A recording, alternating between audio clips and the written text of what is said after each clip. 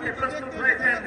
আমরা দেখেছি 22 জন রিক্সা চালক শহীদ হয়েছেন, আমরা দেখেছি 17 জন নারী শহীদ হয়েছেন, আমরা দেখেছি শতাধিক মাদ্রাসা শিক্ষার্থী শহীদ হয়েছেন, আমরা দেখেছি একদিনে প্রাইভেট বিশ্ববিদ্যালয়ের 31 শিক্ষার্থী শহীদ হয়েছেন, আমরা দেখেছি পাবলিক বিশ্ববিদ্যালয়ের শিক্ষার্থীরা শহীদ হয়েছেন, আমরা দেখেছি সমাজের উচ্চ স্তর থেকে শুরু করে সমাজের সকল স্তরের মানুষের শাহাদাত বরণ আত্মত্যাগের মধ্য দিয়ে আজকের এই বাংলাদেশে এসে আমরা উপনীত হয়েছি।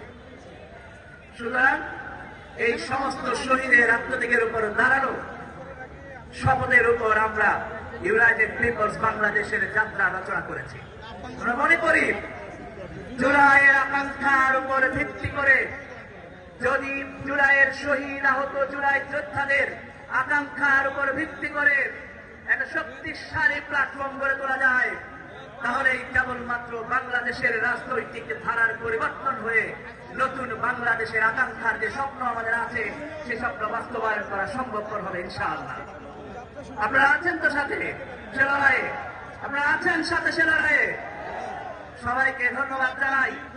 আমি এই মুহূর্তে ঘোষণা করছি, আপনারা জানেন মার্চের 16 তারিখে আমরা যখন ঘোষণা করেছিলাম একটি জুলাই গণ অভ্যুত্থান শক্তির নতুন একটি প্ল্যাটফর্ম আসছে, সারা দেশের মানুষ আশাব্যঞ্জক ভাবে আমাদের থেকে তাকিয়েছিলেন, রেসপন্স করেছেন।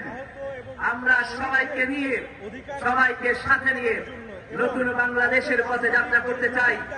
আমি আহ্বান করব যে সমস্ত ভাই ও বোনদের নাম ঘোষণা হবে আপনারা মঞ্চে এসে দাঁড়াবেন।